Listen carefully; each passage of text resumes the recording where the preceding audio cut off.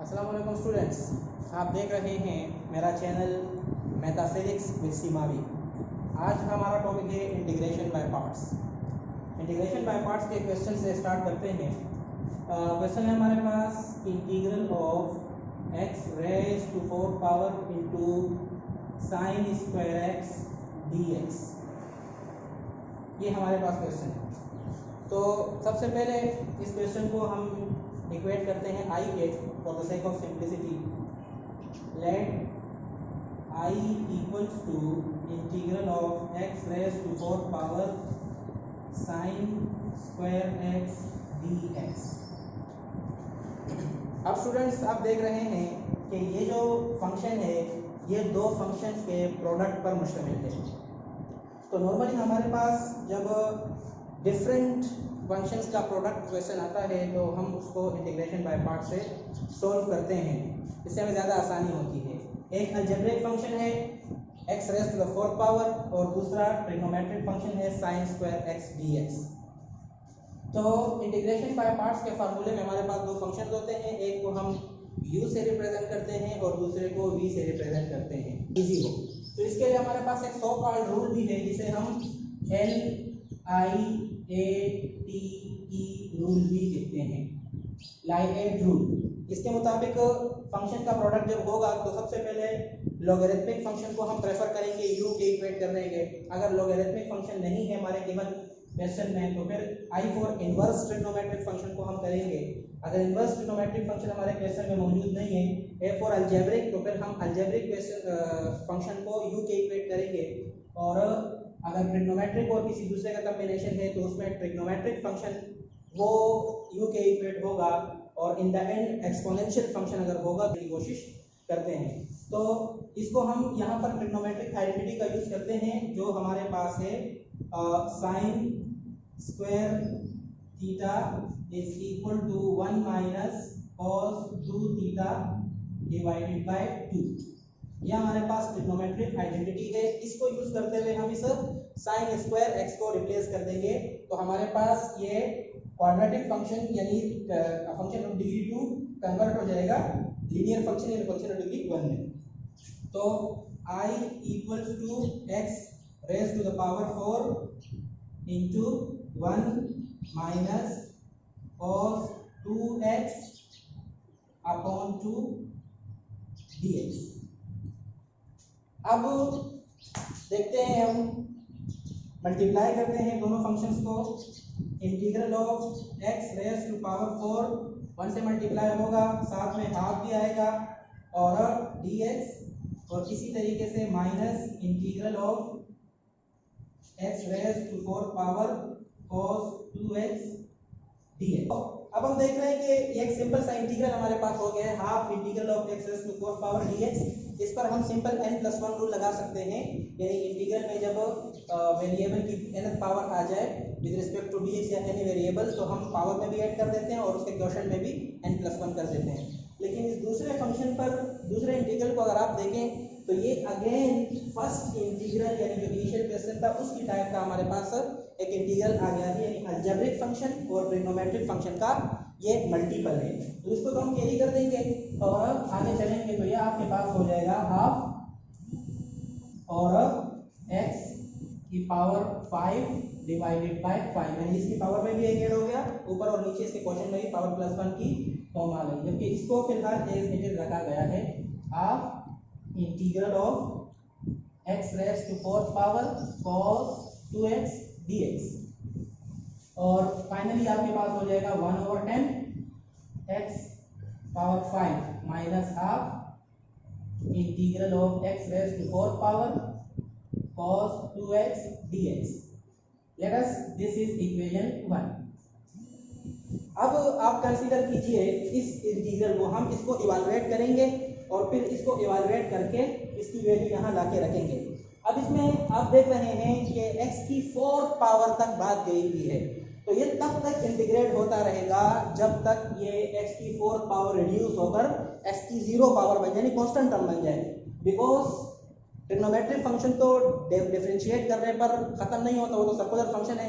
Sign का differentiate लेते हैं तो कोस आता है, कोस का डिफरेंशियल लेते हैं तो साइन आता है। तो इसलिए इसी को रिड्यूस करना पड़ेगा। तो यानी एटलीस्ट हमें 4 बार तकरीबन इंटीग्रेट करना पड़ेगा। हर दफ़ा जब इसको 1 डिग्री रिड्यूस करेंगे तो अगली बारी में इसकी रिड्यूस फॉर्म आ जाएगी, 1 डिग्री कम करते करते इसको हम रिड्यूस करते जाएंगे। तो इसको हम नाम दे देते हैं I1 का, इस वाले इंटीग्रल को। तो consider I1 for the sake of simplicity हमने इसको I1 कॉल किया। तो I1 हो जाएगा integral of x raise to 4 power cos 2x dx। तो अब इक्वेशन 1, अब इसको देखें, I1 is equal to integral of x raise to 4 power cos 2x dx। यहाँ पर अब इंटीग्रेशन बाय पार्ट्स यूज होगा और इसके लिए हम u बराबर ले लेते हैं x रेज़ 4 पावर के, जबकि cos 2x को हम v के इक्वेट कर देते हैं। तो यहाँ से du बाई dx आपके पास हो जाएगा 4x क्यूब और इंटीग्रल ऑफ v dx आपके पास आ जाएगा साइन 2x डिवाइडेड बाई 2, क्योंकि cos के एंगल में एक कांस्टेंट नंबर मल्टीप्लाई हो रहा है, यानी ये सिंपल cos ax की फॉर्म में। तो यू नो कि जब स्टैंडर्ड रिजल्ट में हम साइन कोसाइन का इंटीग्रेट लेते हैं तो अगर एंगल के साथ जो नंबर मल्टीप्लाई हो रहे हो तो इंटीग्रल के रिजल्ट में वो डिवाइड में वो नंबर भी आ रहा होता है। इसमें हम ये गिवन वैल्यूज पुट करते हैं। तो फार्मूला में क्या है, u यानी कि u का पूरा फंक्शन तो आ जाएगा वो x पावर 4, फिर क्या है इंटीग्रल ऑफ v dx। तो इंटीग्रल ऑफ v dx की वैल्यू आपके पास ये रही sin 2x डिवाइडेड बाय 2, फिर माइनस और होल इंटीग्रल ऑफ, फिर ब्रैकेट के अंदर की टर्म में u डैश यानी u का डेरिवेटिव ये रहा 4x क्यूब, और फिर क्या है इंटीग्रल ऑफ v dx की वैल्यू। तो इंटीग्रल ऑफ v dx की वैल्यू अगेन ये पुट की जाएगी sin 2x divided by 2 dx। तो देखिए अब हमारे पास ये मल्टीप्लाई डिवाइड वगैरह होने के बाद ये फॉर्म बन गई है x4/2 sin 2x माइनस 4 और 2 दोनों कांस्टेंट है, इंटीग्रल से बाहर मूव कर जाएंगे 4/2 और फिर ये integral of x cube sin 2x। तो ये हो जाएगा एक्सीलरेशन से हमारे पास overall x raise to 4 power और 2 into sin 2x minus half 2 minus 2 integral of x cube sin 2x dx। Again आप देखिए ये एक बार फिर से अलजेब्रिक और ट्रिग्नोमेट्रिक फंक्शन का प्रोडक्ट आ गया है, यानी अब अगेन इस पर इंटीग्रेशन बाय पार्ट्स लगेगा। ये हमारी लेटेस्ट इक्वेशन 2 हो गई और इसको रहेगा।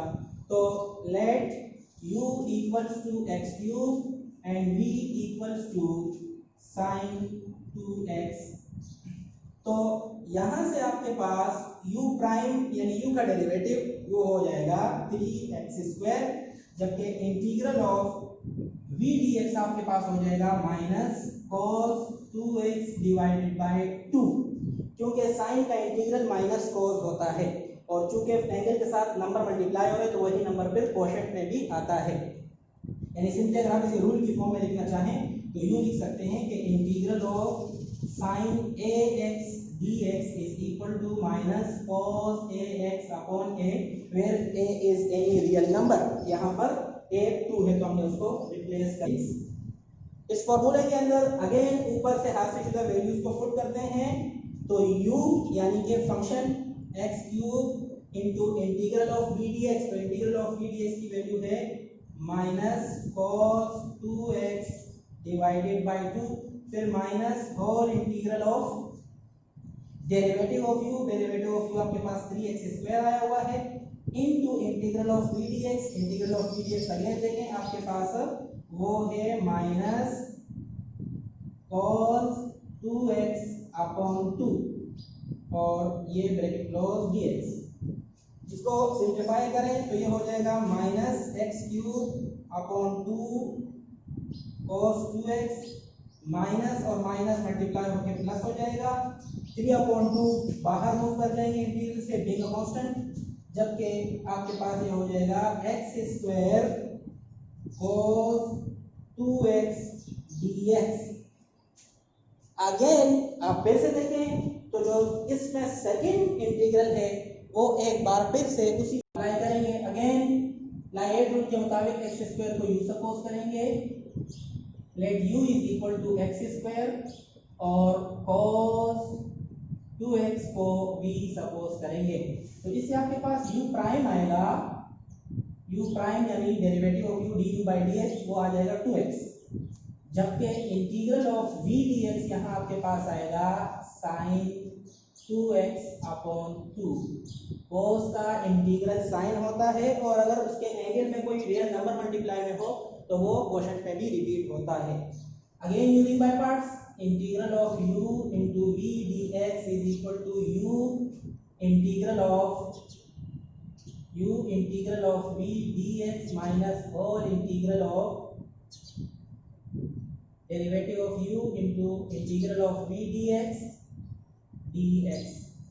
इसमें वैल्यूज प्लेस करते हैं, u यानी फंक्शन आपके पास एक्स स्क्वायर है, इंटीग्रल ऑफ v dx, तो इंटीग्रल ऑफ v dx की वैल्यू ये रही sine 2x upon 2 minus whole integral of derivative of u that is 2x into integral of v dx that is sin 2x upon 2 dx। तो ये आपके पास हो जाएगा x square sine 2x upon 2 minus 1/2 देगा constant, integral से बाहर move कर जाएगा और साथ में 2 भी, 2/2 integral of x sine 2x dx। ये कैंसिलेशन हो जाएगी, तो आपके पास आया x square sine 2x upon 2 minus integral of x sine 2x dx। Once again हमारे पास फाइनल इंटीग्रल में भी एक ऐसी टर्म आ गई है, सेकंड टर्म, जो दो डिफरेंट फंक्शंस के प्रोडक्ट पर मुश्तमिल है, अलजेब्रिक और trigonometric. So this will be our equation 3। This will be our this is our equation 4 and this is our equation 3. So consider I4 equals to integral of x sin 2x dx। इस integral के अंदर second वाली term को हमने I4 से represent किया है और अब इसको इवैल्यूएट करेंगे using integration by parts. So let u equals x, v equals sin 2x। This implies that u prime आपके पास 1 आ जाएगा, x का डिफरेंशियल 1 होता है विद रिस्पेक्ट, फार्मूले में है u, तो u की वैल्यू आपके पास x है। फिर है इंटीग्रल ऑफ v dx, तो इंटीग्रल ऑफ v dx की वैल्यू आपके पास है माइनस cos 2x अपॉन 2। फिर आपके पास है minus integral of derivative of u, derivative of u की वैल्यू आपके पास x है, into integral of v dx, integral of v dx की वैल्यू आपके पास again minus cos 2x upon 2 है, और ये आपके पास हो जाएगा dx। Sorry, derivative of u की वैल्यू आपके पास 1 है, x नहीं है। सो आपके पास ये हो गया x minus x cos 2x upon 2 minus minus plus हो जाएगा, हाफ b कांस्टेंट इंटीग्रल से बाहर मूव कर जाएगा और ये बन जाएगा integral of cos 2x dx। यहाँ आकर आप देख रहे हैं कि अब ये किसी दो फंक्शंस का प्रोडक्ट नहीं है, सिंपल cos फंक्शन का इंटीग्रल आ गया है। तो इस पर डायरेक्ट स्टैंडर्ड रूल लगाकर minus x cos 2x upon 2 plus half, और cos का इंटीग्रल जो है वो साइन होता है, एंगल के साथ चूंकि 2 मल्टीप्लाई में है तो 2 भी आएगा, और यहाँ पर कांस्टेंट ऑफ इंटीग्रेशन को भी हम इंट्रोड्यूस करा देते हैं। वैसे हर डेफिनेट इनडेफिनेट इंटीग्रल को जब आप इवैल्यूएट करते हैं तो प्लस सी यानी एनी कांस्टेंट ऑफ इंटीग्रेशन आना चाहिए, लेकिन हम बार बार इक्वेशन बना रहे थे, हमारा फंक्शन जाता ही जा रहा था, इसलिए पिछले इंटीग्रल्स के अंदर मैंने सी इंट्रोड्यूस नहीं कराया है क्योंकि लास्ट स्टेप है तकरीबन, तो यहाँ पर मैंने इंट्रोड्यूस कराया हुआ है। अब ये आपके पास I4 का रिजल्ट आ गया, minus x cos 2x upon 2 plus 1/4 sin 2x। Plus C, this is I4। अब देखिए आपके पास सारे जो जितने भी इंटीग्रल्स थे वो सिंप्लीफाइड फॉर्म में आ गए, कोई प्रोडक्ट बचा नहीं। अब हम बैकवर्ड सब्स्टिट्यूशन करेंगे, यानी जहां हमारे पास इक्वेशन 1 बनी थी जिसके अंदर एक कम्प्लेक्स इंटीग्रल आया था, फिर हम उसको इक्वेशन 1 के उस पार्ट को लेकर चले और उसको कंसीडर किया, उसके सॉल्यूशन में फिर एक इंटीग्रल आया जो प्रोडक्ट पर मुश्तमिल था, उसको लेकर चले जिसकी डिग्री 2 थी, फिर लेकर चले तो एक लीनियर प्रोडक्ट आ गया आपके पास x और 2। ये सारी बैकवर्ड सब्स्टिट्यूशन हम करेंगे और ये सारी वैल्यूज वहां पुट की। तो जब हमने अपने इक्वेशन 1 के अंदर बैकवर्ड सब्स्टिट्यूशन के जरिए और तमाम इंटीग्रल्स की वैल्यू को सब्स्टिट्यूट किया जो हमने इवाल्युएट किए थे I1 I2 I3, तो हमारे पास हमारी इक्वेशन 1 इस फॉर्म में आ गई। ये वो सारी वैल्यूज हैं जो हमने I1 I2 I3 I4 से इवाल्युएट की थी और फिर उनको प्लेस किया तो सिंप्लीफाइड फॉर्म में ये फॉर्म हमारे पास आ गई। और अब हम इसको मजीद सिंप्लीफाई करते हैं, अलजेब्रिक वर्क करते हैं इसमें, बाकी तो इसमें कुछ नहीं बचा, सिर्फ अलजेब्रिक वर्क ही है। तो हो जाएगा x5/10 माइनस ये हाफ, इस 2 से मल्टीप्लाई होगा तो 1/4 x4 sin 2x, ठीक है, और माइनस प्लस माइनस हो जाएगा, ये आपके पास हो जाएगा 1/2 x³ cos 2x, again minus minus plus हो जाएगा, 3/2 जब हाफ से मल्टीप्लाई होगा 3/4 बन जाएगा, और x² sin 2x, ये टर्म मल्टीप्लाई होगी माइनस माइनस प्लस हो जाएगा, 3/2 जब 1/2 से मल्टीप्लाई होगा तो 3/4 बन जाएगा, 3/4x cos 2x, और last term plus minus minus, 3/4 जब 1/2 से मल्टीप्लाई होगा तो minus 3/8 sin 2x plus constant of integration. अब आप इसकी ग्रुपिंग करेंगे, जो सिमिलर टर्म्स हैं, sin 2x की एक टर्म ये रही, sin 2x की एक टर्म ये रही, sin 2x की एक टर्म ये रही, तो इनकी ग्रुपिंग कर दें। x5/10 minus 1/4 x4 sin 2x plus 3/4 x² sin 2x minus 3/8 sin 2x, और फिर cos की दो टर्म्स आपके पास ये बचती हैं, minus half x³ cos 2x plus 3/4 x cos 2x plus constant of integration. sin 2x इसे कॉमन कर दें तो ये आपके पास हो जाएगा minus x⁴/4 minus x² upon 4 plus 3/8 sin 2x। सो और यहाँ पर अगर आप देखिए इन दो टर्म्स में cos 2x आप कॉमन कर लें तो cos 2x जो आप कॉमन करेंगे माइनस, और ये बन जाएगा x³ minus 3/4x into cos 2x plus constant of integration. ये आपके पास सॉरी ये टर्म हमने इग्नोर कर दी थी, x5/10 प्लस c, और फाइनली अगर आप इसको सिंप्लीफाई कर देते हैं तो this give you x5/10 minus 1/8 into 2x⁴ minus 6x² plus 3 sin 2x minus 1/4 into 2x³ minus 3x cos 2x plus c. This is your answer. तो स्टूडेंट्स उम्मीद करता हूँ कि आपको समझ आया होगा।